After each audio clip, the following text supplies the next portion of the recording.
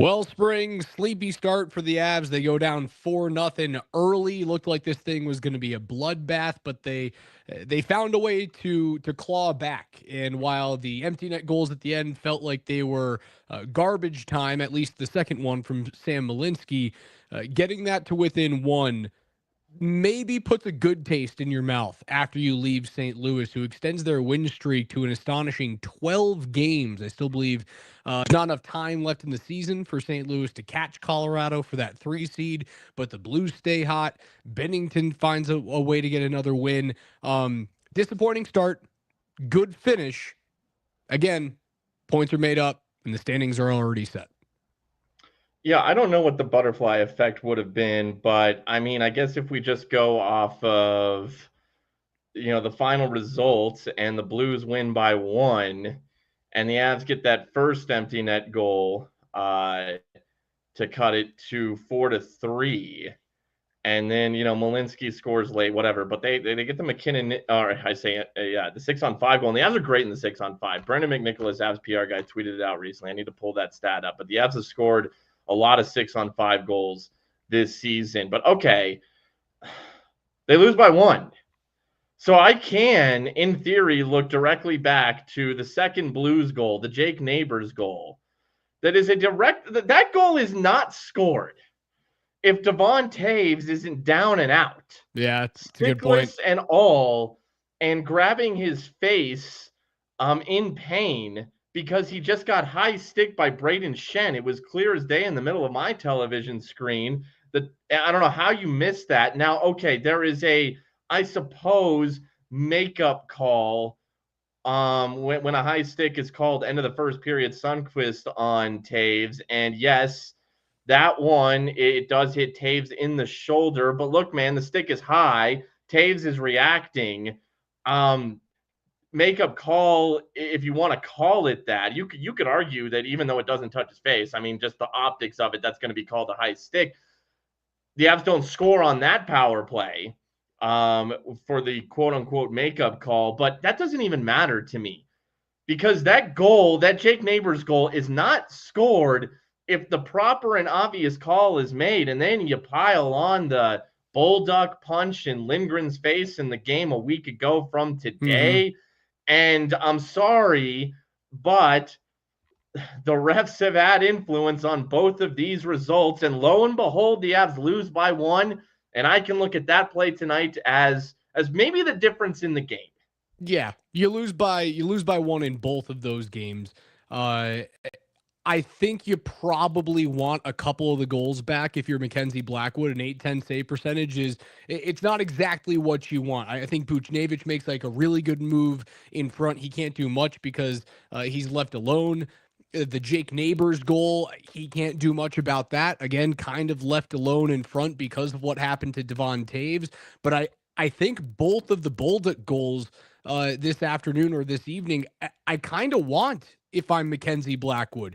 So looking back to a surprisingly off night from your starting netminder, and then for you to crawl back in a game that felt like it got taken away from you, not awesome, right? Like, it's not awesome for Mackenzie Blackwood to feel that way. You do want to get those games out of the way during the regular season if that's a thing. But both of the Bolduc power play goals, you want to have your goaltender safe. If he has an average night in net, you probably win the game regardless of getting the high stick call and Devon Toews or not.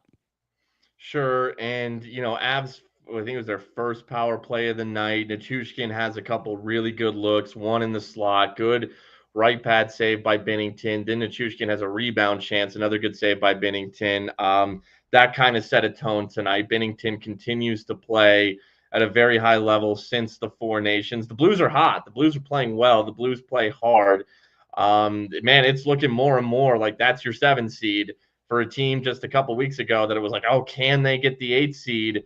Now they look like a shoe-in for the 7 seed. I suppose a dream for the 3 seed is alive for St. Louis. No, they have to make up 5 points in 4 games, and the Avs have a game against the Anaheim Ducks. Like, sure, the standings that you see right now. That's what's happening, at least in the Central. The Central and the wild card. That's what's going into the playoffs. Winnipeg 1, Dallas 2, Colorado 3, St. Louis wildcard 1, and Minnesota wildcard 2. Who knows what's going to happen at the very top of the Pacific? Like LA could very easily catch Vegas right now. Vegas does have a game in hand, but they only lead by 1 point out there in the Pacific. But the Central, man, got that thing's locked up. There's 4 games. Probably. There's too many points to jump over. Crazy things would have to happen. And I know people are like, oh, crazier things have happened. It's not happening this time around. Yeah, Vancouver at home. That's a beatable team. Colorado has that as well. No Natchez, no Drouin. That's certainly a factor in this one. It goes to show that, you can be without one guy. The second you're without 2 of your top 6, that really hurts when you're on the road against a legitimate team. And St. Louis has proven to be a legitimate team. Yeah. So, no Natchez, no Drouin. That's impactful in this game.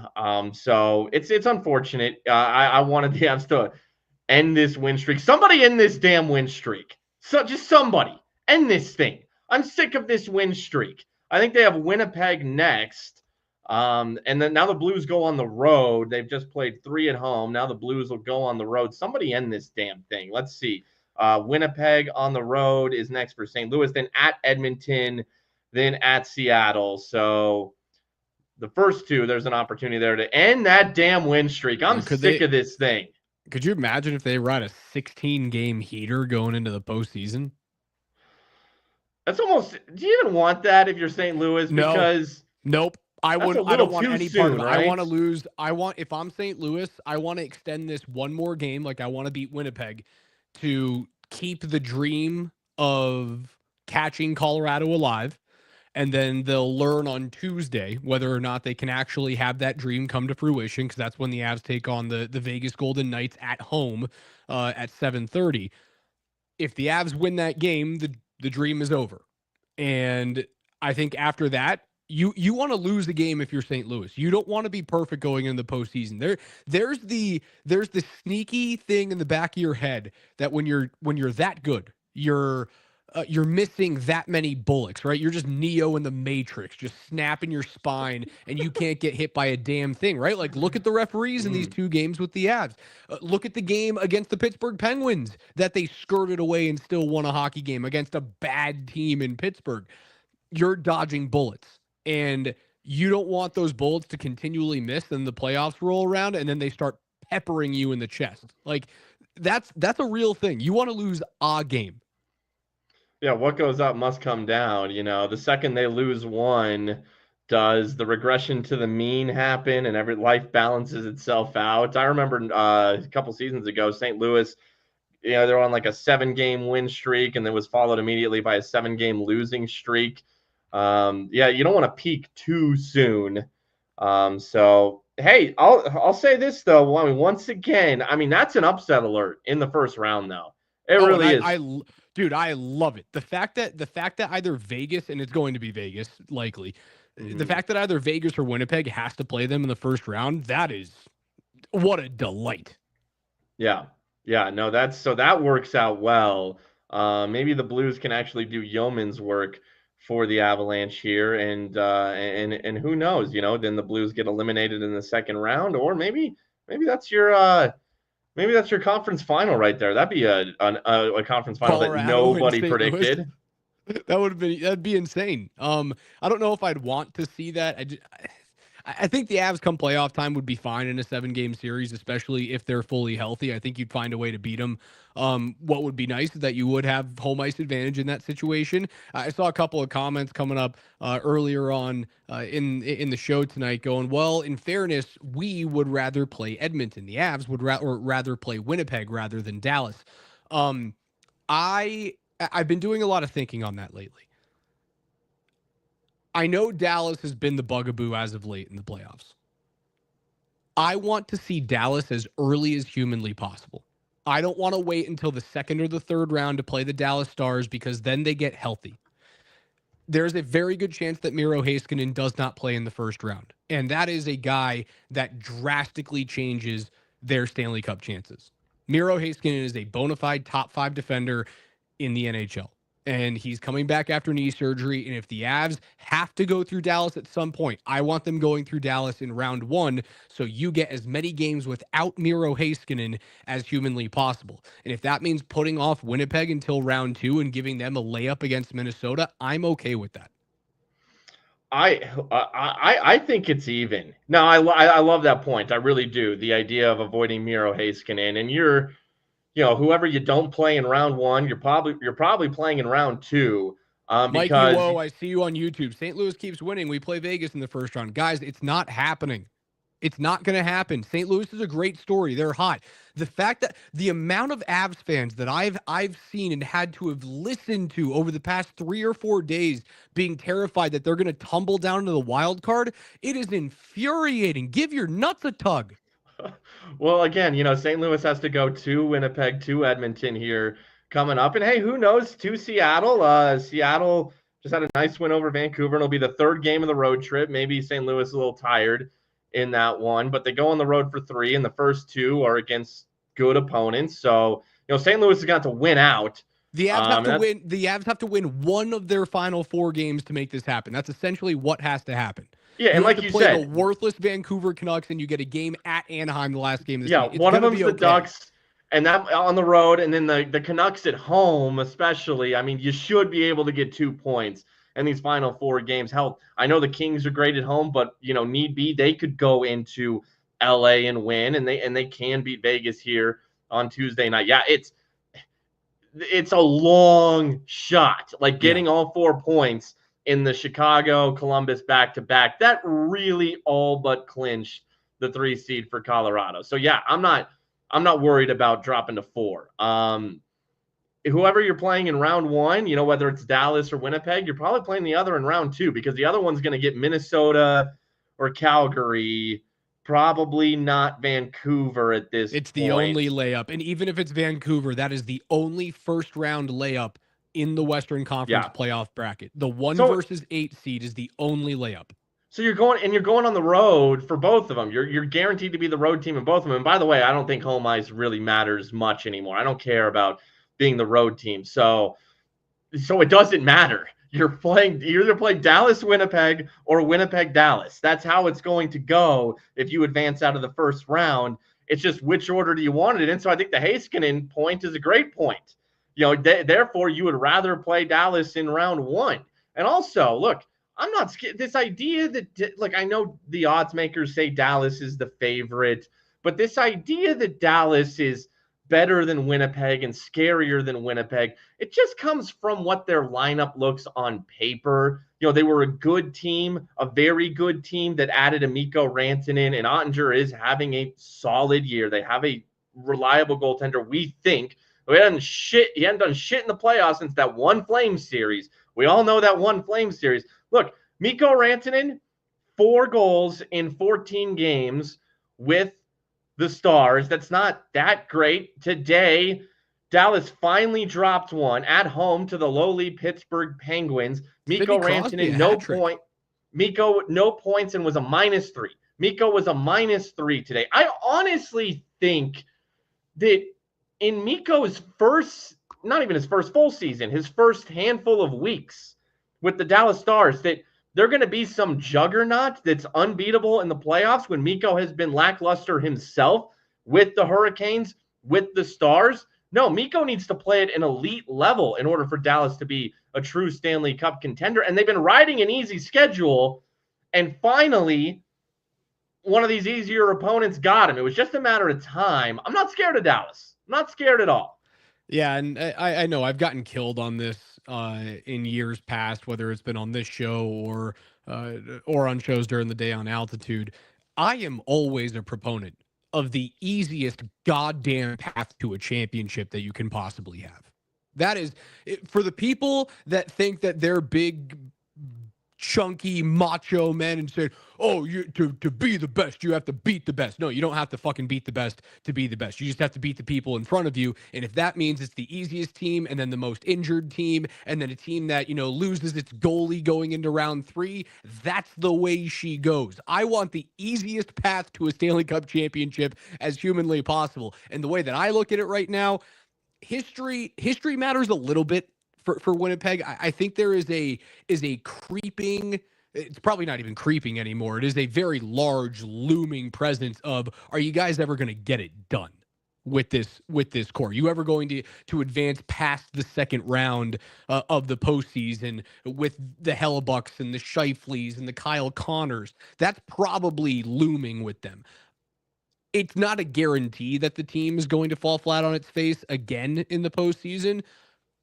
What I do like is teams that aren't completely healthy. And Dallas is not completely healthy right now. And that makes it an easier path for the Avs. And I will take the easier path 100 times out of 100. Yeah, given the Heiskanen factor, given the injury factor. Other than that, it's a coin flip. I think it's a complete coin flip, and you're facing them both either way. So I'm here. I hear your injury argument. I like it. And it looks like, especially, look, Dallas had an opportunity tonight, like this was, or today. That was probably their chance with Winnipeg losing in Utah 4-1. Had Dallas beaten Pittsburgh today, my gosh, 4 goals in the third period for the Penguins today. Had Dallas done what they were supposed to do, and I know they're a little banged up, maybe that would have flipped. But it does look like, and it's good for the NHL. I mean, that's going to be the series in the first round. You want star power, you want eyeballs on your team. Well, you're about to get it because this series is about to take the league by storm. It is going to be the marquee series, even if it's not promoted as such to start. And I think that would be a mistake. I think TNT Spring, I think they're going to hammer this series. Yeah. You should. I mean, I don't know what Eastern Conference here, they love the Leafs, they love this and that, but no, this is the one. And even if it doesn't get its due justice to start, this series will capture everybody's attention.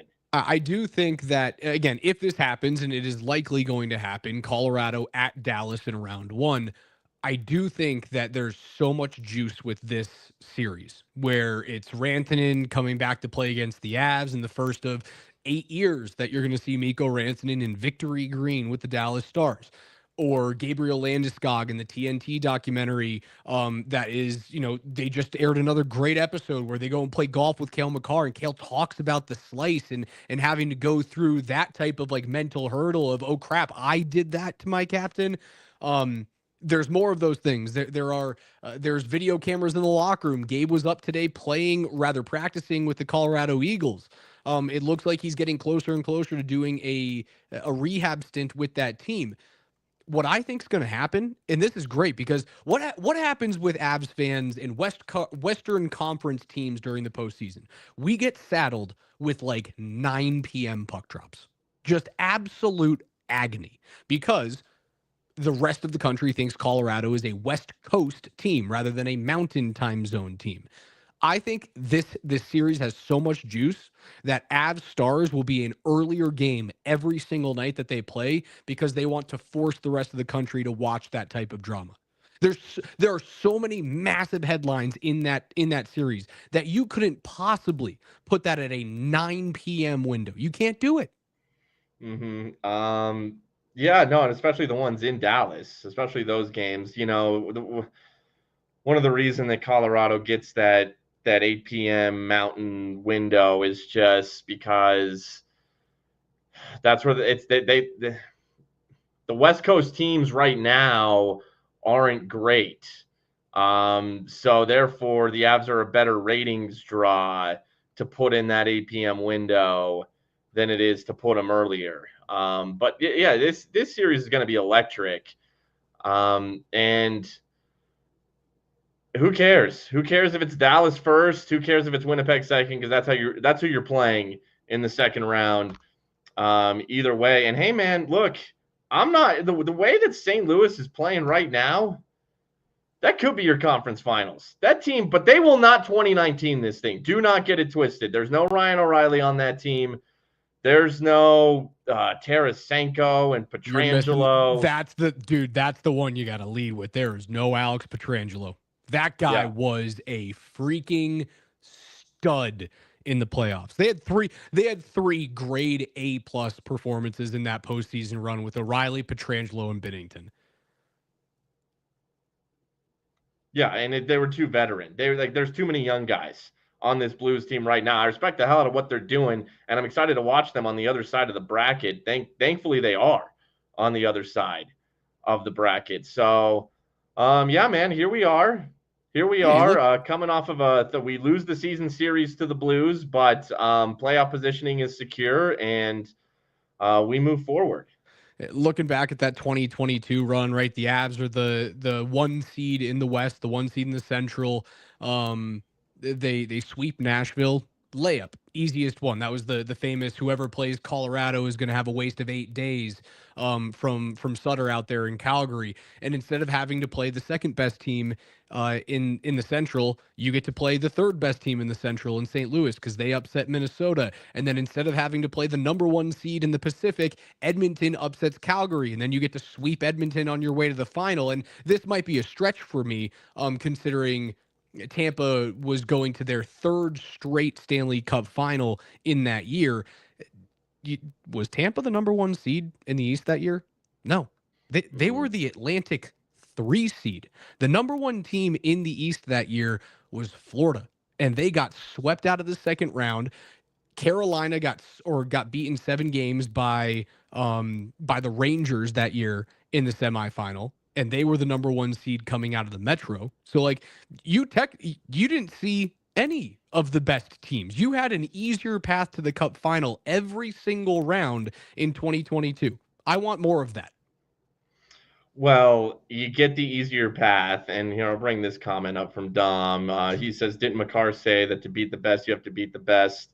The year they won, that's a very Ric Flair comment right there. To be the man, you got to beat the man. Well, in 22, they're the 1 seed, so they get the 8 seeded Predators. That's like, and the only layup of that ilk in this year's Western Conference is whoever gets the 8 seed right now. So Winnipeg, in all likelihood, is going to get a Predators in 2022-esque matchup. But you earn that when you're the 1 seed, okay? And then I look, the Blues ultimately played the Avs better than any other team in the Western Conference in the second round. That series went 6 games. St. Louis was a tricky team, still had O'Reilly at the time. And then Edmonton, they make it to the Western Conference Finals finally in the McDavid era. But Edmonton's a better team now than they were then. They were kind of finding their way back then. So the Western Conference was a little down that year. This year, it's much more even. It's much deeper, save for whoever the 8 seed is going to be.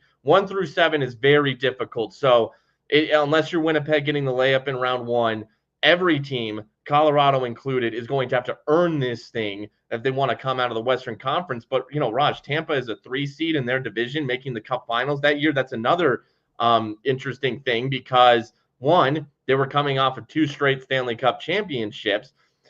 But just because you're the 3 seed, look, you're coming off those 2 titles. You have Vazzy, you got Cooch, Stamkos, Point. I think Point was a little banged up in those finals. He sure was. But you had Hedman. As long as you have those guys, and what are the Avs right now? They're a Division 3 seed. And they're a former champion, just like Tampa was back then. Tampa still had their guys in their prime. Colorado still has their guys in their prime. Tampa's the perfect example that you don't have to be the 1 seed. You can be the Division 3 seed, but as long as you're healthy, and the Point injury, that might cost them. You got to stay healthy, right? So as long as you're healthy, but you got studs in your prime that are championship proven, Colorado's in a very similar spot that Tampa was then. Now let's just hope Colorado doesn't lose in the finals like Tampa did. Listen, if they get to a final and make it a 6-game series and just eventually lose, would I be upset? Of course. Like I think the team gets to look at the rest of the Makar MacKinnon era, especially with what Chris McFarland did at the trade deadline this year, and go, it is Cup or we have failed this year. As an onlooker, as an analyst, as a fan, I would see a Stanley Cup final appearance as, yeah, it was worth it this year. Like the trade deadline was then worth it. I think winning the West this year is awesome, and then you get to throw your dice on the table with whoever gets out of the East. I think they can do it. But then again, at the same time, and I've said this for a long time, Spring, I still think there's 5 teams in the West that could do it. If you tell me any one of those 5 teams got it done, I'd go, sure. Makes total sense to me. The Avs are one of them. They're not head and shoulders above everyone. I think you make a great point, though. They are they're the 2022 Tampa Bay Lightning. They really are. And I don't know, is there an Avs team in there? Who are the 2022 Avs in this year's playoff bracket? I guess you would say it's Florida. But see, Florida's been there and done that though. The Avs true, have the not hungry been there team and that done hasn't done it yet. Because I think when Florida gets Tkachuk back, they'll be the favorite to come out of the East. You could say it's Toronto, but they're not Avsy. Austin Matthews really isn't having that great of a year. I can't say it's them. I mean, I guess it would be Dallas in this conference. I would probably be Dallas. It's either Dallas or Winnipeg. Those are the two teams that if you're looking at those two parallels from 2022 to 25, it's Dallas or Winnipeg. It's one of those two. I would want to even say it's Dallas, but you need to have your horses humming. And right now, Mikko Rantanen's not humming. Dallas cannot win a cup unless Mikko Rantanen plays at a Nathan MacKinnon level. And I just don't know if he can do that. I don't know if he can. We talk about flipping a switch all the time, whether it's the Avs, the Nuggets, this player, that player. Oh, they can flip a switch. I don't know if Mikko can flip that switch. I really don't. Like the level he's going to have to play at, I'm not sure. Now, okay. He has to play at a level that he has not touched since he left Colorado. Yep. He's going to have to do that. And sorry, I don't mean to cut you off. No, go for it. I'm going to forget about this. I saw an awesome interview from Gino Auriemma after UConn just hammered UCLA last night. And he talked about this was about his practice preparation during the year and talking about we practice at such a high level, not because when we get to the Final Four that we believe that a high level of practice is going to equate with an excellent level of compete on the world's hardest and toughest and most nerve-wracking stage. He goes, we compete at this level of practice to hope that we get to here in the Final Four. If you think that you're going to exceed expectations when everything is on the line, when everything is at its hardest, when you're playing against the hardest competition, where you are gripping the stick, you're mistaken. You're hoping in that scenario. I think that's where Dallas is with Mikko Rantanen right now. If Dallas thinks that they can only win if Mikko Rantanen plays at Colorado levels of Mikko Rantanen, that's a hope strategy, brother. I mean, it was the hope from the start. It was the hope for any team that acquired him. But, if you watched him here, you could see the merchant evidence. Like there was clear evidence. But guess what? Even opposing GMs across the league aren't watching as much Avalanche hockey as we are, Raj, as I do night in, night out. I could have warned you about the merchant gamble that was of acquiring Mikko Rantanen, that it was a little fool's gold. But we'll see.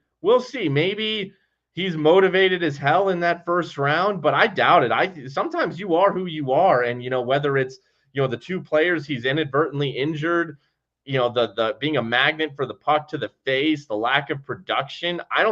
That's a big ass to flip that switch. It's a really big ass. Now, okay, but comparing the 2022 playoff field though to this field, I think the Avs were the clear best team in the West, and there wasn't even really a clear best team in the East. That's why the 3 seed and the two-time defending champs were able to come out of that thing.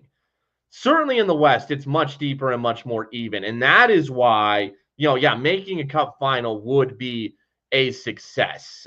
You could see the layout set up for Colorado to win in 2022. You can't quite see that this year. The Avs are just, look, what we're seeing in March Madness this year is all 1 seeds in the Final Four, but typically there's that 3 seed, that 2 to 4 seed that has good makeup that goes far. That's what Colorado is. All right. They're, in a different year, they're Tom Izzo's Michigan State that you just don't count out that can make it pretty far. And then the field is usually pretty, up and down and even in March Madness. Now the NIL's changing that. It's not like that this year, but that's what it's like in the NHL this year. There's a lot of parity. So I don't think you can say this is cup or bust. This is let's get back to the conference finals. Getting unceremoniously bounced when Nichushkin leaves in 6 in the second round. Let's get back to the conference finals before we deem anything cup or bust here. I find myself agreeing, man. It's such a ridiculously hard road to a cup this year through the West. Um, like Colorado when they were the 1 seed in 2001, they went through the 8 seed in Vancouver. Los Angeles upsets Detroit, who was the 2 seed that year in 6 games. So you get to face off, and this was a rock'em sock'em 7 game series against the Kings, if you remember. You lose Peter Forsberg. You find a way to get through those guys, but you went through the 7 seed in round 2. You went through the 4 seed in St. Louis, which means you didn't have to play Dallas, who was a perennial Stanley Cup contender in the late 90s and early 2000s. So like you didn't have to do it back in 2001. You didn't have to do it back in 2022. I don't know what it looked like in 96, but I would assume that if history is telling me anything, my assumption is that the Avs didn't have to go through the toughest round. Let me look right now. They were the 2 seed. No, they had a tough go. Colorado as the 2 seed beats the 7 seed Vancouver. They move on to play the 3 seed Chicago and then the 1 seed Detroit. And then they take on the 4 seed in the East, which was Florida. That was the easiest of their matchups. So it was the closest thing to this year right now is the 1996 run in terms of what you're going to have to go through. I was thinking about in the car the other day. I go, if they get this done, it's the most impressive Stanley Cup championship that they have to date. Well, yeah, the field is tougher now than it was in 2022, and it's more akin to the Western Conference of the late 90s, early 2000s, salary cap aside, the Red Wings, the Stars, the Kings, the Blues. The West was tough, and Colorado got through it twice and won cups both times. But whether it's, Dallas now, the best version of themselves, Edmonton was just in a cup final. If both McDavid and Draisaitl are healthy, Draisaitl looks like remember in 2022 in the conference finals, Draisaitl was on like one toe. I mean, that dude was beat the hell up. Yeah. Kind of like Point was in the Stanley Cup finals. So I saw Draisaitl have to leave the ice the other night in one of those Oilers games. He's come back from injury a little sooner than expected, but still, that's a more tested Oilers team. Winnipeg's had the damn good regular season. Vegas, like some of the players have changed. Obviously, the Golden Knights weren't even close to existing back then. Edmonton wasn't what they are. The Winnipeg Jets then moved. Or they didn't even exist. They hadn't even existed. They hadn't even become the Atlanta Thrashers yet. So some of the players have changed, but Dallas, St. Louis is back. The Kings are there, and they're tough at home. So it's similar. Like the depth and the grind that it's going to take is similar to the old Avs era as opposed to the 2022 season. 100% Spring. As we get out of here, and then we get ready for Tuesday with the Vegas Golden Knights. Did you catch any of the great chase last night at home with Washington and Ovi scoring 2 to tie the great one at 894? Yeah, I was able to see some of the highlights, and damn, I saw the highlight of a play he had near net where it was a little, I almost had a wraparound chance after a move to the right-hand side. Kind of fumbled that puck just a little bit, and then Raj, it played out, and it was a big talking point after the game. You're theorizing of, well, what if he ties and the Caps have a lead? And are they going to, what about an empty net situation? And Alex Ovechkin said he does not want an empty net goal to be the record breaker. I appreciated that. And what I said on the show was if it was for a hat trick, an empty netter would have been okay with me. I appreciate the hell out of Alexander Ovechkin saying no to it. I appreciate the hell out of Spencer Carberry taking the time in game to walk over to Ovi and literally ask him, "Hey, do you want this?" That's a head coach and a player that both understand the situation, the gravity of that historic moment. Wayne Gretzky is taking this as perfect as any player could have possibly done. Like this is a masterclass in if you are a game great and a record holder in terms of something that holds this much weight in the history of your sport. Not, the kind of the Ripken thing, like the Hank Aaron home run award, like all of these things that are this historically significant to a sport. Wayne Gretzky opening his arms to Alexander Ovechkin is everything you want because it's what Gordie Howe did to him. And he knows it's good for the sport. He knows that Alex and Sidney basically saved the National Hockey League. He's a great ambassador, man. I love Wayne Gretzky. I love what he's doing. This chase has made me love Alexander Ovechkin even more. Like, he looks like the coolest dude on the planet. It was close, man. I watched that game. I was excited about it. I saw both power play goals. And then I watched the thing with my eyes glued to the TV in the third. And even though Ryan Leonard goes and scores his first goal of his NHL career into an empty net, they throw Ovi back on the ice against Spencer Knight at the end of the game. And it's just slap shot regatta. He's throwing every single puck at the net. There's not a Capitals player on the ice that is even dreaming of shooting the puck. And he almost got it. The one with like 40 seconds to go or something like that, where he cuts to the middle of the ice, he barely misses the blocker side, short side, and it would have been unbelievable. I can't wait to watch it tomorrow. I hope he doesn't get it against the Islanders. I hope he goes scoreless, and then he does it at home coming up this week against Columbus in Washington. Yeah, no, from for the Gretzky point about him being gracious. Well, look, one, it helps when you hold like 1 billion records. Yeah, so you can see one of them go. And look, that's probably the second most significant, or maybe it is the most significant. Look, goal scoring. I love assists, and Nathan MacKinnon, and I talked about this, a lot recently with McKinnon's, added field generalness to his game over the past few years and the assist numbers that he racks up. But there is something about just getting that puck in that damn net and finishing the job. So you could argue maybe it is the most important record, but Wayne's points record will never be. You would talk about a record that'll never. Well, I guess never say never. Ovi's kind of proven that, but damn, that seems insurmountable. Yeah, the points feels like the goalies are too good now. The defenders are too good now. And while the league's back to high scoring action consistently, it's not quite the 80s, but the goalies are too good. Like, you're just never going to see those numbers. He's amazing, dude. That's the greatest goal scorer of all time.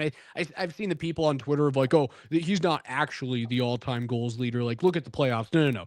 He's the all-time goals leader. When you look at all-time records, name one stat record that we talk about on a consistent basis across all sports that brings into account playoff stats. There isn't one. Yeah, you can't because you can't assume. You can't. You could be a great player on a bad team, and that's not the player's fault. So that's why we go off of the more even playing field of regular season. And look, a little more on what I was saying. I don't like bitter old guy who's mad that your record's getting broken. Yeah, that's never a good look. You get your head out of your own ass. Stop smelling your own farts. It's okay. Most records get broken. It's going to happen to everybody. I kind of get a kick out of the Miami Dolphins lighting cigars every time an NFL team loses, but still. Yeah, it's like Eric Dickerson came out and said this year when Saquon was going nuclear that he was like, no, I don't want to see Saquon break my record. Shut the fuck up, Eric Dickerson. Yeah, that one, oh my gosh, can't remember this guy's name. Mark Gastineau, I think that's what it was. He was upset that Brett Favre gifted Michael Strahan the sack record. Okay, fine. But you know what? Records are Strahan's record. If it hasn't already been broken, it'll get broken. It's just the way of the world. Yeah, it's good. The coolest guy. It can't happen to a cooler dude. It really can't. Well, that's another thing about that. I'm loving all the, and we know, Ovi's going gray. I'm going gray.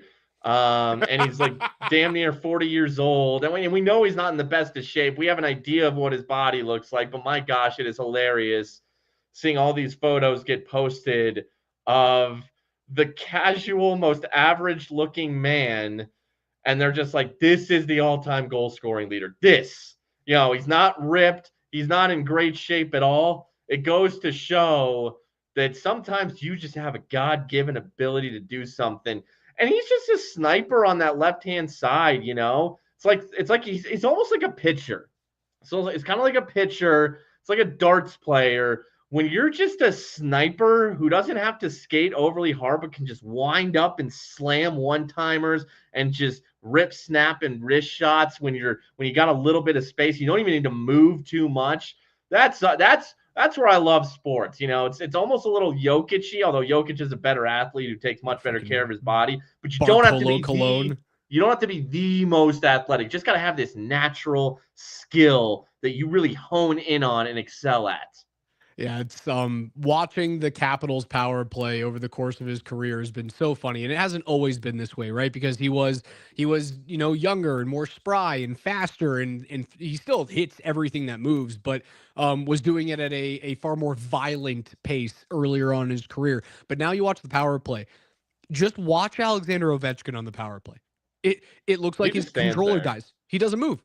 Yeah. He holds his stick at like 10 and 2 essentially at his hip level, and he just watches and he waits until someone eventually gives him the puck and he hammers it and he scores more than anyone in the history of the game has ever scored from that spot. I tweeted out the other day, I was like, right now, more than any other time in NHL history, the Washington Capitals power play is the easiest power play in the world to defend, because what Capitals player in their right mind would shoot a puck on the power play right now? No, none of them want to shoot the puck. And Evan Rao commented and replied to me. He goes, I felt this way for 20 years. No one's going to shoot the puck on that power play, and it still gets to Ovi.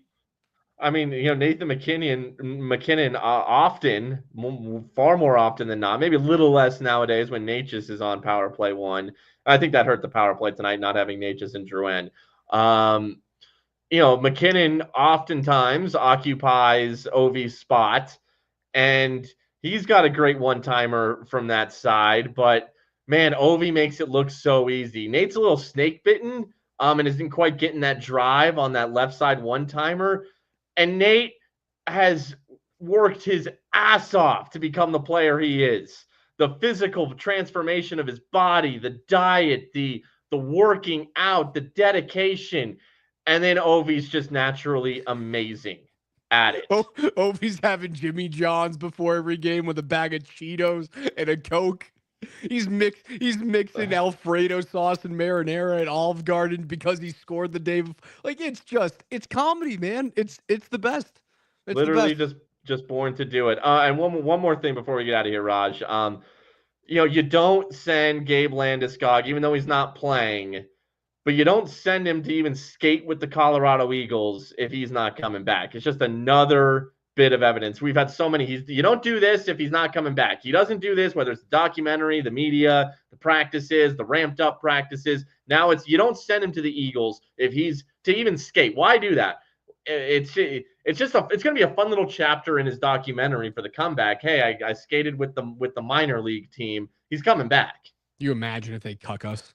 You imagine all of this is for nothing?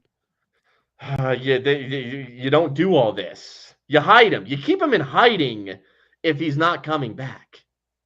He's coming back. We're out of here until Tuesday evening, 7:30 puck drop, 7 p.m. pregame show on 92.5. I'll be taking you guys through network pregame, intermission, and postgame there. So Spring and I'll get on air sometime around 10:30 is my hope, 11 p.m. or something like that on Tuesday. But I'm going to have my eyes glued to my television, man. Alexander Ovechkin looks to break the all-time record tomorrow on the road at the New York Islanders. For Spring, I'm Raj. This is Between the Pipes. We'll talk to you guys Tuesday. Have a great weekend.